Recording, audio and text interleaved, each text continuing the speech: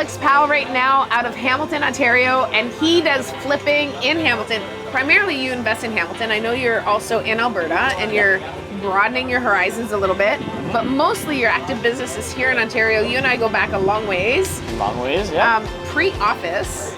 Yes. Pre-office. You actually inspired the office, you know that. I did, I remember that. That was a wholesale deal, right? Wow, that was a wholesale deal. So Alex and I go way back, but he's been involved in real estate, in all facets of real estate for a long time, and flipping in Hamilton. So I want to ask you, because I did a lot of flipping in Hamilton, as you know, and so there was a period of time when the interest rates went up, it was really sketchy to be flipping. Yep. So what's your take now on flipping? Because I think now the sentiments have changed a little bit. Most important advice when it comes to flipping is that you make your money on the buy. And that will always be true. It's still true today. What I do find is right now that we don't have a huge buyer pool to choose from when your properties are done. So you have to be that much more careful that you're buying the properties right.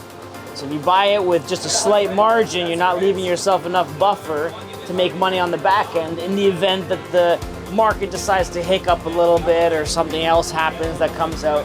We can't tell the future, but if you buy it right on the onset, then you're poised to make good money. And that's the principles that everybody needs to live by. And I think people got really comfortable when the market was good, everybody was making money, and you can make a mistake and maybe buy on a lean deal and still do okay with it. Even if you were to screw up or open up the walls and find something, you still did okay because the market was on the rise. And right now, that's not the way it is. You need to be certain with your numbers and going back to the fundamentals and living the principles of making sure you make money on the buy is critical. So what else are you doing to make sure that you have a successful flip? Well, we have the experience at this point to know we've dealt with just about every issue that you could deal with when it comes to a house. I don't think that we've come across anything that's new or surprising at this point. But I think it's prudent to make sure that you're walking the properties, you're doing your due diligence, you're running your budget carefully, you're running your back-end numbers, accounting for not just your front-end costs, holding fees, but your back-end selling costs as well. I mean, all these things compile to get your final number. And when we're looking at our ARVs, and this is important for anybody else who's running their numbers, when you're looking to say, what is the offer I can put in? Make sure that you're being very honest with yourself on the back end. I know so many people, like a lot of wholesalers, unfortunately, do this. Is like, oh, once this property is renovated, it'll be worth $600,000. And you take a closer look, and you're like, this is a $550 property at best. So be very honest with yourself. Make sure you have the right data to know what has currently sold.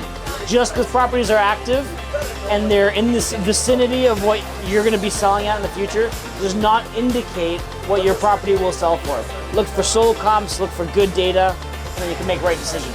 And that is solid information right there. So thank you for sharing that with everybody. Let's talk about the cost centers. So there are, in my opinion, 5 cost centers on a flip. So we've got the acquisition costs, and then what else we got? We got the renovation costs. Holding costs. We got the holding costs. We got the debt service, and then we've got the closing costs.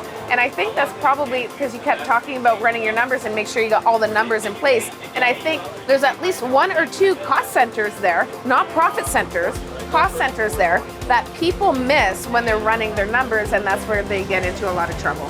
I find it's the market has been very kind over the last, let's say, 5 years. And now we're getting to a part where the market's not a tough market. For those people that think that, oh, we're in a shitty market, it's actually not. This is a regular market, right? So all that it means is that you have to not give yourself such tight margins. You have to give yourself a buffer.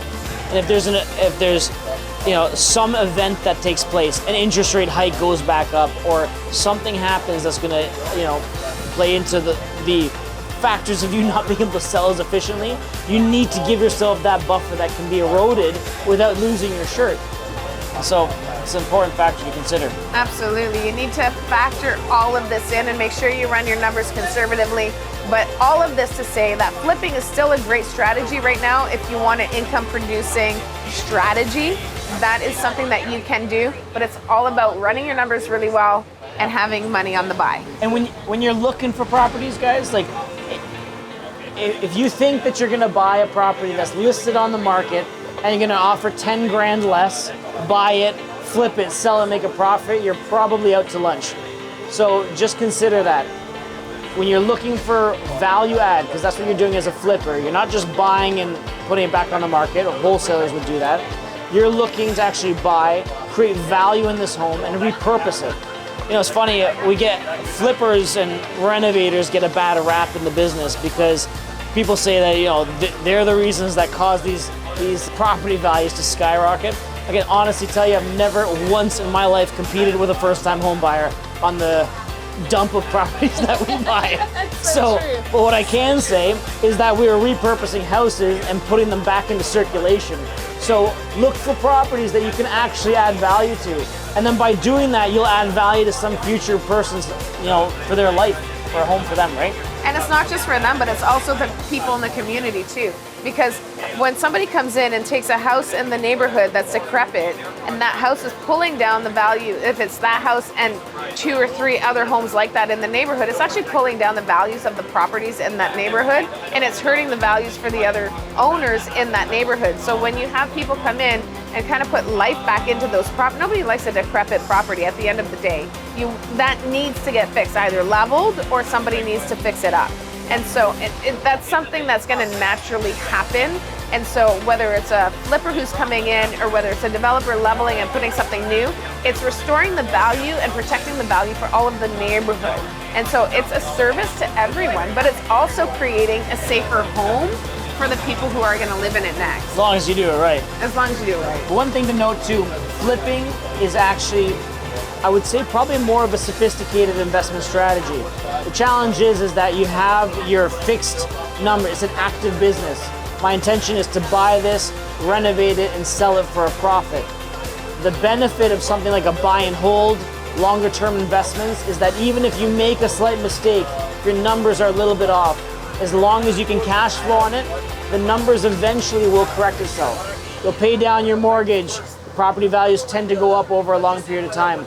So just know that if you're really excited and you think that flipping is going to be the be-all end-all and the salvation to all your, you know, real estate dreams and hopes, maybe start with a single-family rental property, something that works with those numbers, and then you also give yourself an escape route. If it doesn't work as a flip, you can always use it as a rental property. And that's why I did a lot of duplex conversions when I was in Hamilton and I was flipping, because my first coach told me for every 4 or 5 flips you do, put one in your portfolio. But they didn't cash flow at the time because we were kind of peaking in the market. The market was hot, it wasn't cash flowing. So when I started duplexing, I'm like, oh crap, this works. And so I started keeping my duplexes and putting those in my rental portfolio and keeping that. And now, how much those 4x1. appreciated now? Oh my God, I'm so glad I did that. I'm It's the so buy and glad. holds that end up making you a boatload, but it just takes a lot longer, right? Yeah, it's a patience game, right? It's a long game. That's it. It's a long game. Well, listen, Alex Powell from Powell Property Solutions, if you don't follow this guy, you want to follow this guy because he is awesome. He's got tons of information to share with everybody. And so follow him on Instagram. You're the best. Alex, thanks so much for sharing. My pleasure. Thanks. Till next time. Ciao for now.